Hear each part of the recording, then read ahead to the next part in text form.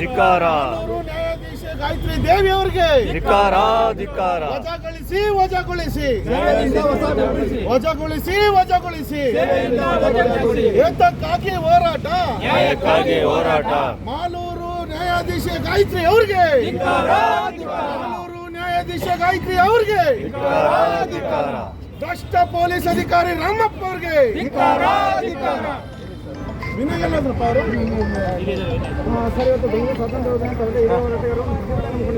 ನೀವು ಎಲ್ಲಣ್ಣ ಸರ್ಕಾರಕ್ಕೆ ಏನು ಹೇಳೋದಿಲ್ಲ. ಇಂಥ ಅಧಿಕಾರಿಗಳ ಇಂಥ ಏನು ನ್ಯಾಯಾಧೀಶರಿಂದ ಸರ್ಕಾರಿ ಉದ್ಯೋಗದಲ್ಲಿರ್ತಕ್ಕಂಥ ಅಧಿಕಾರಿಗಳನ್ನು ಕೂಡಲೇ ಅವರ ಒಂದು ಕಾರ್ಯಕ್ಷಮತೆಯನ್ನು ನೋಡಿ ಕೂಡಲೇ ಅವ್ರನ್ನ ಸೇವೆಯಿಂದ ವಜಾಗೊಳಿಸಬೇಕು ಅಥವಾ ತಕ್ಷಣಕ್ಕೆ ಅಮಾನತುಗೊಳಿಸಬೇಕು.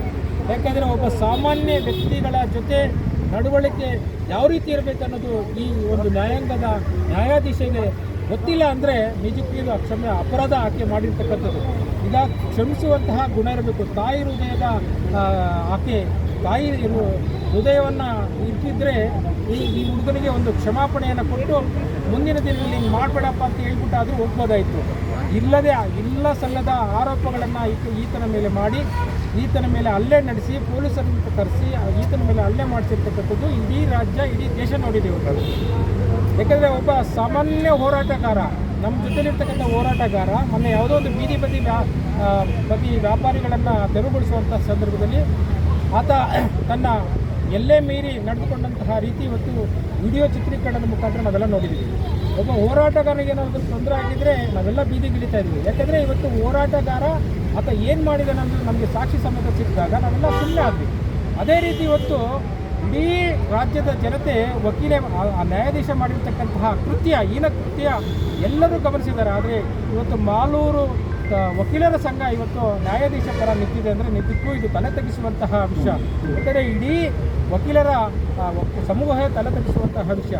ಅಂತಹ ಸಂದರ್ಭದಲ್ಲೂ ಸಹ ನಮ್ಮ ವಿವೇಕ ರೆಡ್ಡಿಯವರು ಆಕೆಯ ವಿರುದ್ಧ ಧ್ವನಿ ಎತ್ತಿದ್ರು.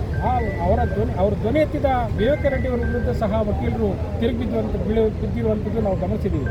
ಇದಕ್ಕೆಲ್ಲ ಕಡಿವಾಣ ಆಗಬೇಕು. ಯಾವುದೇ ಸರ್ಕಾರದ ಅಧಿಕಾರಿಗಳಾಗ್ಬೋದು, ನ್ಯಾಯಾಧೀಶ ಆಗಿರ್ಬೋದು, ವಕೀಲರಾಗಿರ್ಬೋದು, ಯಾರೇ ತಪ್ಪು ಮಾಡೋದು ಸಹ ಹೋರಾಟಗಾರರು ಬೀದಿಗಿಳಿದು ಹೋರಾಟ ಮಾಡ್ತೀವಿ. ಇದೊಂದು ಎಲ್ಲ ಅಧಿಕಾರಿಗಳಿಗೆ ಪಾಠವಾಗಬೇಕೆಂಬ ನಿಟ್ಟಿನಲ್ಲಿ ಈ ಒಂದು ಹೋರಾಟವನ್ನು ಹಮ್ಮಿಕೊಂಡಿದ್ವಿ. ಈ ಹೋರಾಟಕ್ಕೆ ಇವತ್ತು ಸಾಕಷ್ಟು ಜನ ಹೋರಾಟಗಾರರು ಬಂದಿದ್ದಾರೆ. ಅದರಲ್ಲಿ ಹೆಚ್ಚು ಮಹಿಳೆಯರು ಬಂದಿದ್ದಾರೆ. ಎಲ್ಲರಿಗೂ ತುಂಬ ಹೃದಯದ ಧನ್ಯವಾದಗಳು ತಿಳಿಸ್ತಾ ನನ್ನ ಮಾತನ್ನು ಮುಗಿಸ್ತಾರೆ. ಸರ್, ಸರ್ಕಾರದಿಂದ ಅಧಿಕೃತವಾಗಿ ಯಾರಾದರೂ ಬಂದು ತಮ್ಮ ಹತ್ರ ಮನವಿ ಪತ್ರ ತೊಗೊಂಡು ಏನಾದರೂ ಭರವಸೆ ಕೊಟ್ಟರೆ ಹಂಗೆ ಹೋಗ್ಬಿಟ್ರೆ ಸರ್? ಇಲ್ಲ, ನಾನು ಇವತ್ತು ಮುಖ್ಯ ನ್ಯಾಯಾಧೀಶರಿಗೆ ಮನವಿ ಪತ್ರವನ್ನು ಕಳಿಸಿದ್ದೀನಿ.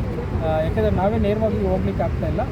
ನಮ್ಮ ಪೊಲೀಸ್ ಅಧಿಕಾರಿಗಳ ಮೇಲೆ ತುಂಬ ಭರವಸೆ ಇದೆ. ಅವರು ಅಲ್ಲಿಗೆ ತಲುಪಿಸುವಂಥ ಕೆಲಸ ಮಾಡ್ತಾರೆ. ನಾಳೆ ಅಥವಾ ನಾಳಿದ್ದು ನಮ್ಮ ಬೆಂಗಳೂರು ವಕೀಲ ಸಂಘದ ಅಧ್ಯಕ್ಷರಾದಂಥ ವಿವೇಕ ರೆಡ್ಡಿ ಅವರಿಗೆ ನಮ್ಮ ಎಲ್ಲ ಇಡೀ ಕನ್ನಡ ಒಕ್ಕೂಟದ ರಾಜ್ಯಾಧ್ಯಕ್ಷರು ಸೇರಿ ಅವ್ರಿಗೆ ಮನವಿ ಪತ್ರವನ್ನು ಕೊಡ್ತಾ ಇದ್ದೀವಿ. ಆದಷ್ಟು ಬೇಗ ಆಕೆಯನ್ನು ಸೇವೆಯಿಂದ ವಜಾಗೊಳಿಸಬೇಕು ಎಂಬಂಥ ನಿಟ್ಟಿನಲ್ಲಿ ಮನವಿ ಪತ್ರವನ್ನು ಕೊಡ್ತಾ ಇದ್ದೀವಿ. ನೀವೊಂದು ವಿಚಾರ ಮಾತಾಡಿ.